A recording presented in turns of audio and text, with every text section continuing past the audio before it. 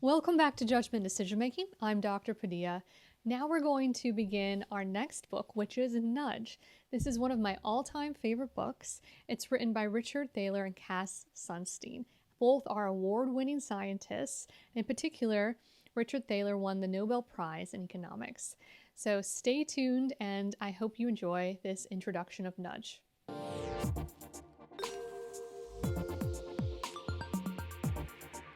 Now to begin, let's talk about what is a nudge. A nudge is when a product or service or organization kind of suggests a way that they want you to make a decision.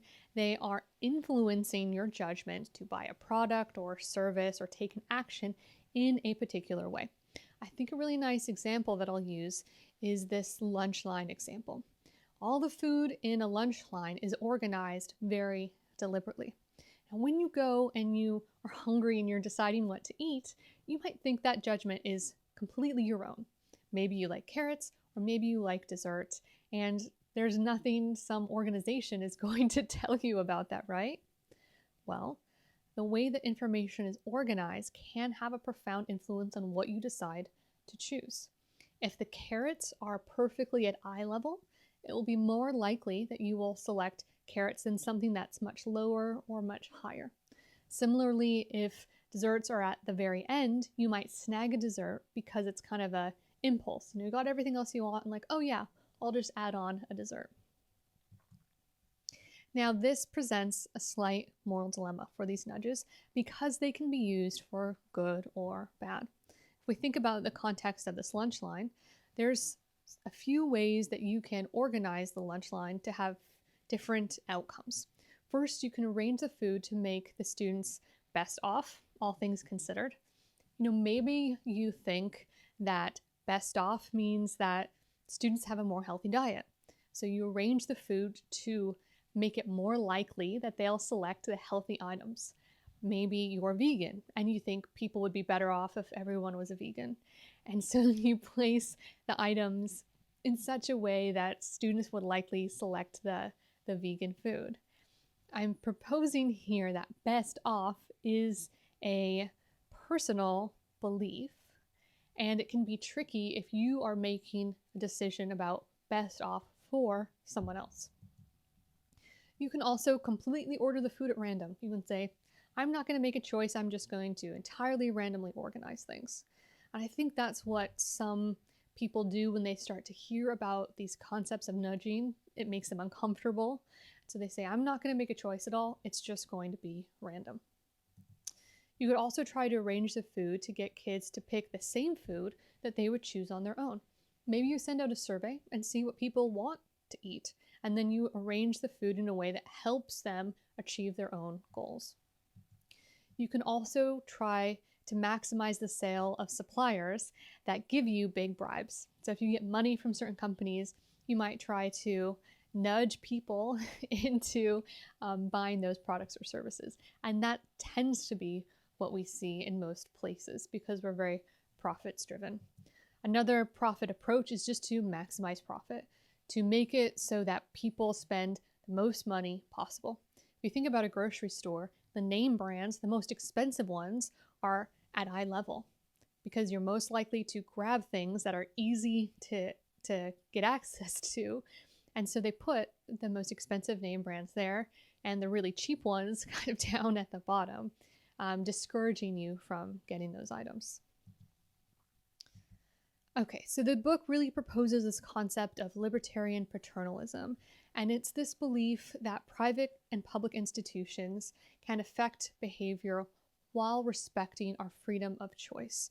And you'll see lots of very carefully constructed examples of where they're trying to get people to do something that would be good for them, but they're still leaving up the opportunity for people to make a different choice if they decide to do so, which I think is, an admirable approach. But as we're reading through this book, I would like you to keep some things in your mind. First is this question of affect how. If you are making a choice about what is best, you are implying that you have figured it out. So you are implying that you know what's best for someone else. And there are many contexts where the right thing is probably easy to know. We should reduce global warming. I think most people would agree that that's a desirable goal. So if we can get people to do activities that would reduce global warming, that would be desirable. But many other types of decisions, there is debate over what is best for different people. And unfortunately, the people who are picking, who are doing this nudging, tend to be from majority groups. They tend to be people in high-level decision-making roles that are very homogenous, meaning that if you're from a minoritized group, if you're from a racial ethnic minority, if you have a different gender, if you have really anything that's not from the primary group, people will be making decisions and try to nudge you into doing what they think is right for you. If we think about historically about women's reproductive rights, there was mostly men making decisions for women's reproductive rights and kind of nudging them to do what they wanted women to do. If more women were involved in that discussion, the nudges would be different. And that's can be some of the problems with this libertarian paternalism, which is that in order for it to function properly, you need all of the stakeholders at the table being involved in the decisions about what nudges are actually appropriate. Okay, and the other thing at the onset of this book that I want to talk about is, when I first start discussing this with people, if you are someone who has the opportunity to do nudges, if you're in a some type of decision-making role, or you maybe have a business, sometimes I get this pushback where they get nervous. There's a moral choice to be made here, and they want to punt that choice. So they would rather not make a choice and just kind of leave it up to chance. But not choosing is a choice, because there are no cases where the order or service or what have you doesn't matter. It always matters, always. So not choosing is the most neglectful option, because what ends up happening is that if someone else wants to profit from your system or service, they will make the nudge for you. They will kind of take the power of the nudge from you, because there's such a high incentive to do this. So by not choosing, you're essentially saying, if anyone else wants to nudge these people, fine. So it's really neglectful technique to not decide how to deliberately organize your product, system, or service. Okay, so what actually is a choice architect? I like to use the framing of an influencer. We get how influencers work, right? They have millions of followers. This is a list of the Forbes most popular influencers. And, it's obvious that if a fashion influencer wears a particular product, people will go out and buy it. And what they're doing is not direct. They're not saying, sometimes they're saying this, but they're not always saying, buy this beauty product. They are wearing it and showing people that they're using it, and then individuals have more positive associations with it. So that's kind of a simple example of what a choice architect is.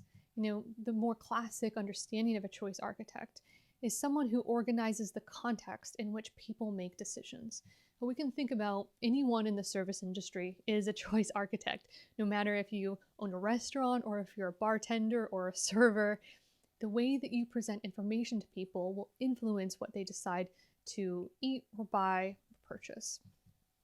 If you run any type of shop, if you're involved in organizing any type of products, you are a choice architect, because you're framing the way that people make decisions.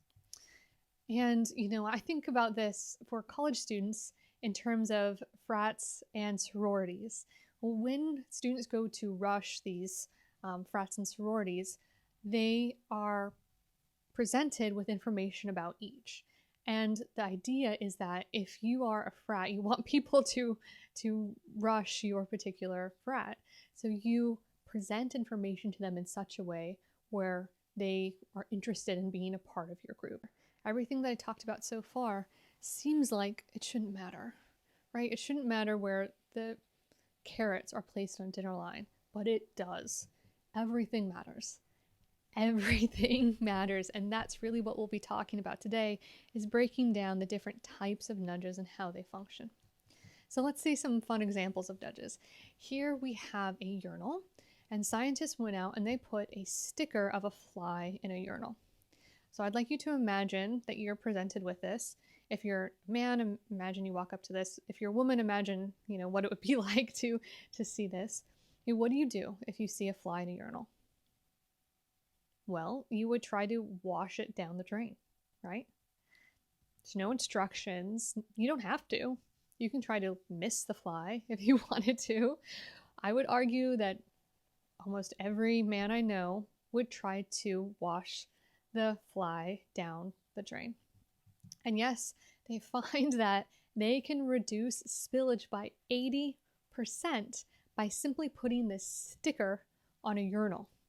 They didn't tell men, we think that you need to work on your accuracy, All they did was to put a target in the urinal, and they were able to change men's behavior.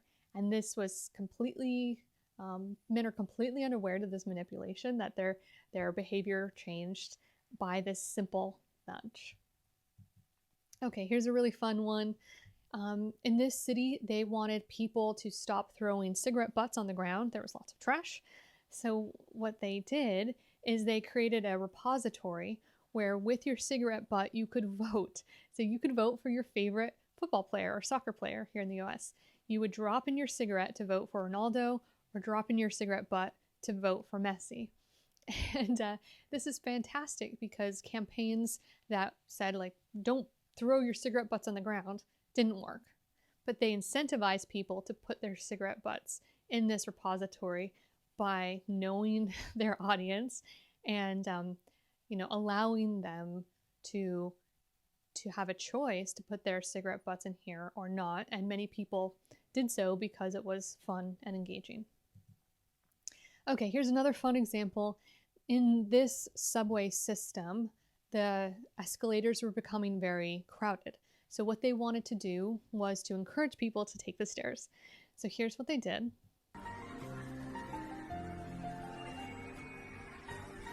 They essentially made the stairs like piano keys, made them line up, play a song when you went down them.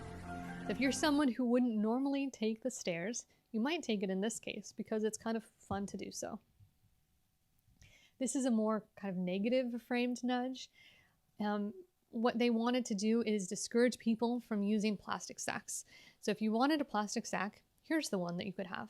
You had to carry around a sack that had this sad turtle that you were holding by the neck. And of course, you would feel maybe uncomfortable doing that and be more likely to bring your own sack or just carry whatever you had with you. I think this is an example that we probably have more experience with.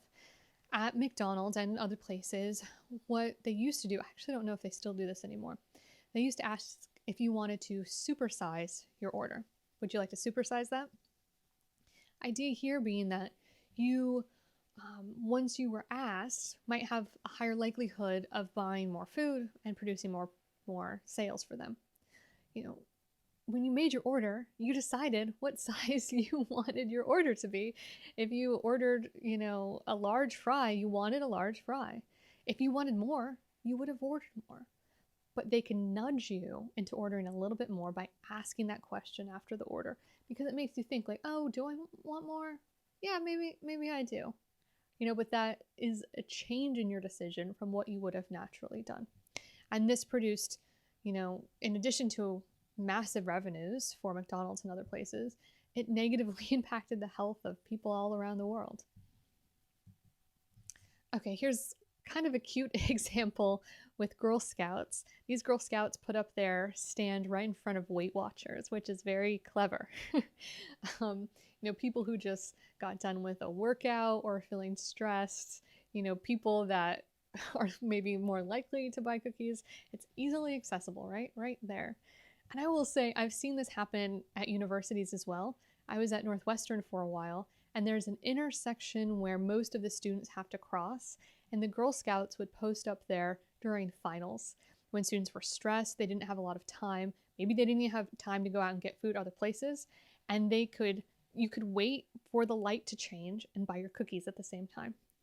So, Girl Scouts are genius in terms of, finding the right place for their product and nudging people to do something that they wouldn't normally do. And I think this one is a powerful one that we experience all the time. Any streaming service, if they have a potential for you to continue and watch the next one after a certain amount of time, they are really nudging you to binge watch. For Netflix, there's an autoplay after it's like 3 or 11 seconds. And if it wasn't for that autoplay, many people would have the ability to say, I watched one episode, I don't need to watch another one. But that autoplay just makes it so much easier. If you do nothing, then you watch the next one, right? So you have to actively try to stop it rather than actively go ahead and play the next episode.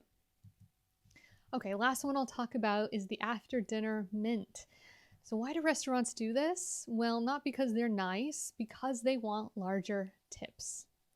When you get an after dinner mint from a restaurant, you've already ordered your food, you've eaten your food, and then they give you this little freebie at the end, right? Feels good to get free stuff.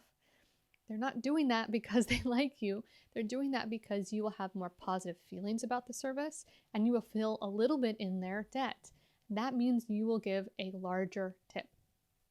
When servers give you mints, you have a much larger likelihood of giving a big tip or a bigger tip than you would before.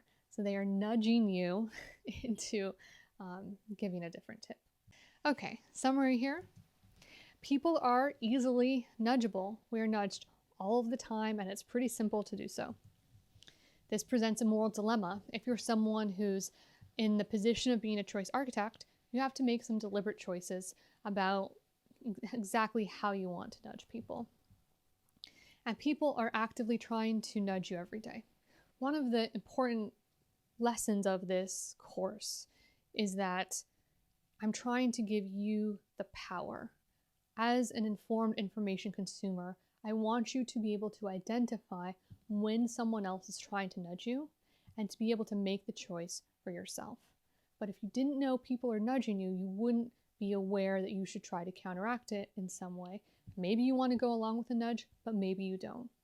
But the point is that I want to give you the power to decide how people influence your decisions.